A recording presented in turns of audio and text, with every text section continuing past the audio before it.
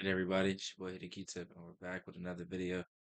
Today we're going to be talking about who is the front runner or who should be the rookie of the year between Paige Bueckers of the Dallas Wings and Sonia Citron of the Washington Mystics. Super close race, both all stars, both super efficient, both got great numbers, both are breaking records, both are setting records. Really, just I think at a certain point, it's just going to come down to preference. Um, Paige has missed more games. She's missed 6 games this season, a few to just um, either not playing back to backs or just like maintenance. She missed a few to like actual injury. Sonia Citron has played every game, has been a huge piece for the Washington Mystics, and now even more since Brittany Sykes has been traded to the Seattle Storm. So, I'm going to start with Sonia. Um, she's averaging 14.8 points per game, basically 15. You can go ahead and round that up. 4.5 rebounds a game, 2.4 assists on 47, 39, 86 shooting splits, 1.3 steals per game. She's got multiple 20 points and 10 rebound games this season. Kiki is the only other rookie to have multiples of those. She has 325 plus point games this season. All the other rookies combined have three. Um, her on-off numbers aren't spectacular, but she plays a ton of minutes, so I'm not super surprised by that. Um, she's second in points in terms of rookies. She's third in steals in terms of rookies. In the head-to-head matchup, she's 2-0 against Paige. They just won the other night, and then they had the overtime win where both of them went back and forth in the late in the fourth quarter, and then Sonia Citron hit the big shot late in overtime to seal the win. Sonia Citron, I I feel like I say this all the time, every time that I have some reason to talk about either her or when I was talking about Notre Dame or when I talk about the Mystics.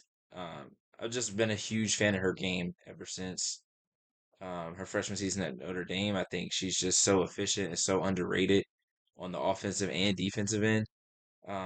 To be able to do what she does at her size and just always keeps her composure, always plays with poise, always plays at her own pace, can score in a multitude of ways, can score without the ball in her hands, isn't ball dominant at all, can score through an offense, like running an offense, it can score rather easily.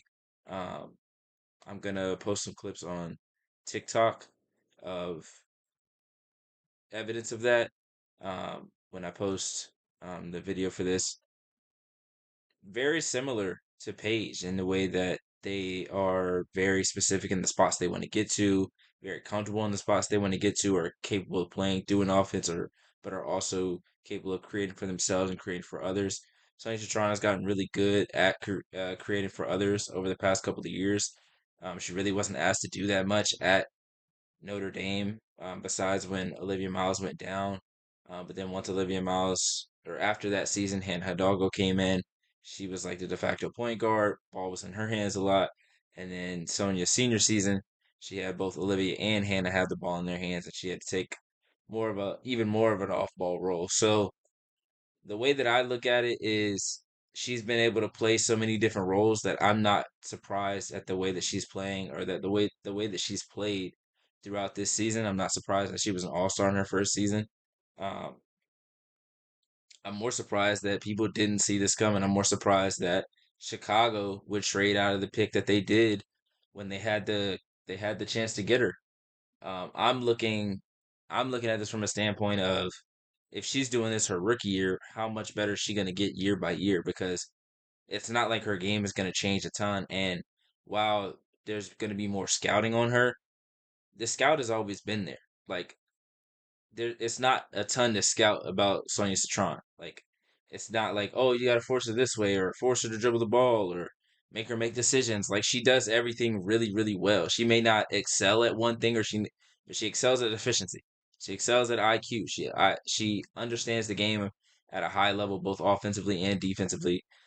She had a video where she sat down with Candace Parker and kind of just talked about plays that she's run, and just being able to fake out defenders or outthink defenders that have been in the league for years and years, Olympians, WNBA champions, and Jackie Young and Chelsea Gray, um, just being able to understand that she's at the top of the scouting report now. Like when Brittany Sykes was there, it was probably 1A, 1B, and then 1C with Kiki at 1C.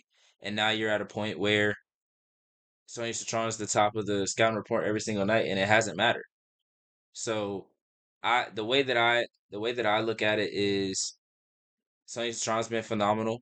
She's gonna continue to be phenomenal for years and years. As for Paige Bueckers, she's averaging 18 and a half, 4 rebounds, 5.3 assists, 46, 34, 87 shooting splits, 1.8 steals per game. You could round that up to 2 if you want. Fastest to 400 points and 100 assists in 22 games. She's tied with Cynthia Cooper for the amount of games. She's got the longest active streak of 10 plus point games with 25. She's her on off numbers aren't super huge either. She has there's a +3 offensive rating when she's on the court versus off. She's first in points, assists, and second in steals in terms of rookies. Um, and at one point was, I want to say, top 10 in almost every category in terms of like points, rebounds, assists, or maybe it was points, assists, steals. Um, which I think she still might be top 10 in all those, but I could be wrong. Um, And some of the same things that I said about Sonya are the same things that I would say about Paige. I've said on this channel before and on other channels before, where Sonya Citron, sorry, Paige Bueckers is ultra efficient, great at getting to her spots, isn't super flashy, but is able to create for herself off the dribble, can use a screen, can play through an offense, can play within an offense. And I would say is there's a way that in a way that most people can't. Like when they are that good offensively, most people can't allow themselves to just be a piece of an offense. Paige Bueckers has always been able to do that, and sometimes people think that's a fault of hers. I don't necessarily agree with that, but I can see where some people feel like maybe sometimes she needs to be a little bit more assertive or a little bit more aggressive.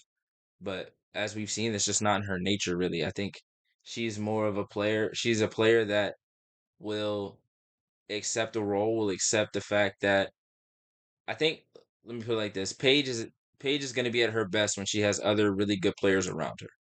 When she has other players that are high IQ, can shoot the ball, can create for others, and are really unselfish. That's when Paige has been at her best. But we've also seen Paige when she's had to play with players that weren't as equipped as others, like when AZ Fudd was hurt, or there was Caroline Ducharme was hurt, and the list goes on of just injury after injury after injury. She was still able to make her teammates better and elevate her game to where one season she was playing the power forward and she's only 6 foot. So she's been able to do whatever her team needs since high school, really. When she was at Hopkins, she was able to do that. When she was at UConn, she was able to do that. And now with the Dallas Wings, she's been able to do whatever they've asked of her. And I say all of that to say, at the end of the day, both of these players have been phenomenal. Kiki Iriafen has been phenomenal as well. Players like Janelle Salon has been really good. Sanaya Rivers has had some moments. Carla Late has had moments. There's been a ton of players that have had moments, but these two have been the most consistent throughout the year, throughout the season. And it's just been really impressive.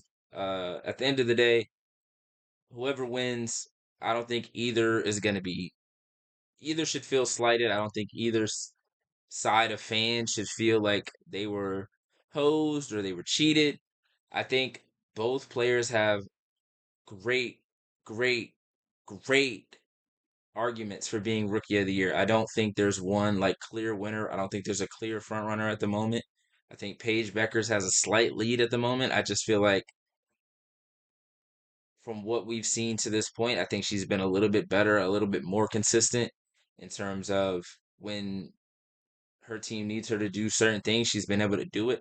But that's not to say that Sonya Strong hasn't either. I just think having a Brittany Sykes in the backcourt with you, obviously Paige has had an Enrique, but I think Brittany Sykes has been better than Enrique has been for 90% of the season.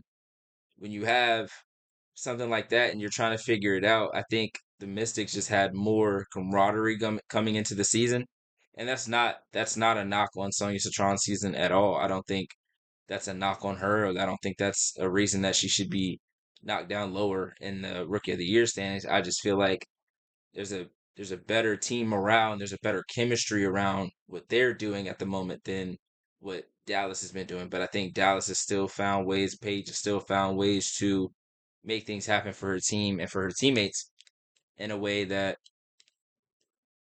kind of similar to Caitlin Clark last year. Not necessarily the high assist numbers, but we see when things go wrong, there's a player that you're looking at, and there's a player that you're giving the ball to, and if you don't, sometimes it looks really bad. It looks really nasty out there. I think Sonya Citron has been great in the clutch. I think she's been really good late game execution. Um, she's got better clutch numbers than Paige does this year, so that would go to her as well.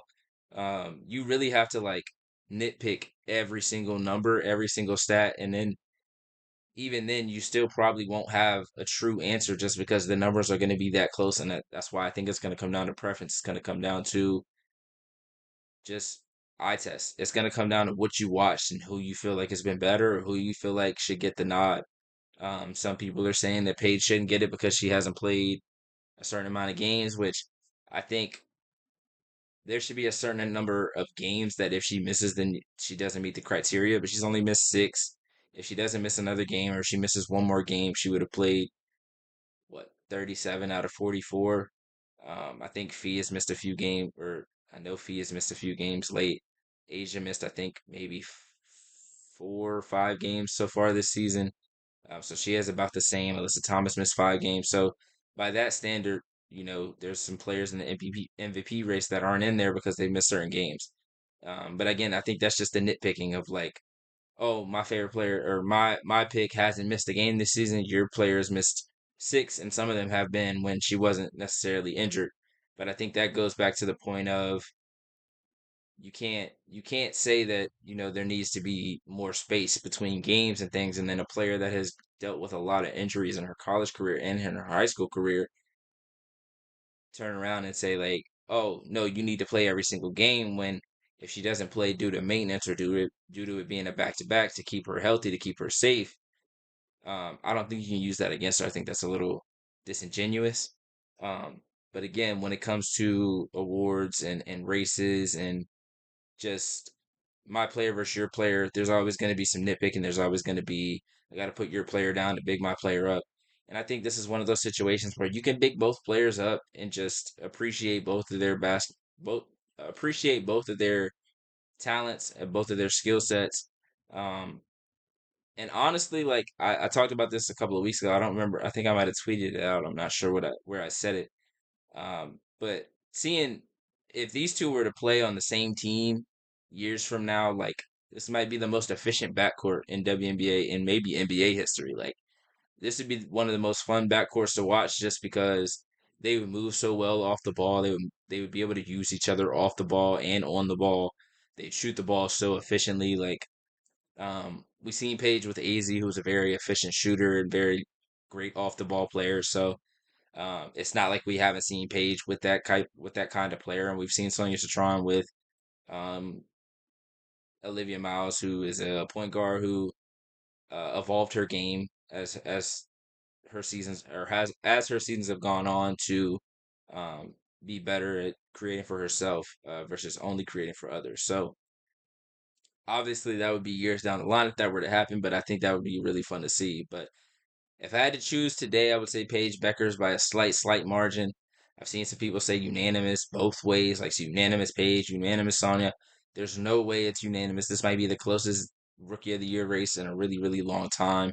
I know people thought it was going to be close last year. This year, it is really, really close. And at a certain point, it was a three-player race. And I think it's dialed down to just the two. But we still have 10 or so games to go, and there's still a lot left in the tank for both players. So I think the last 10 games could be a stretch where Sonya Citron plays at a higher level or Paige plays at a higher level, or they both can continue to just up their games. And that would be fantastic to see and fantastic to watch. Um, so yeah, um, make sure you like, comment, subscribe. If you let me know who you feel like is the rookie of the year right now. Who do you think will end up being the rookie of the year? Let me know how you feel about both of their games and their skill sets and talents. And let me know what else you guys want to see me talk about. Again, like, comment, subscribe, share with your friends, share with your peers, share with your family. Anybody that wants to watch WNBA or wants to listen about the WNBA, super passionate about it. So the more the merrier. Thank you guys.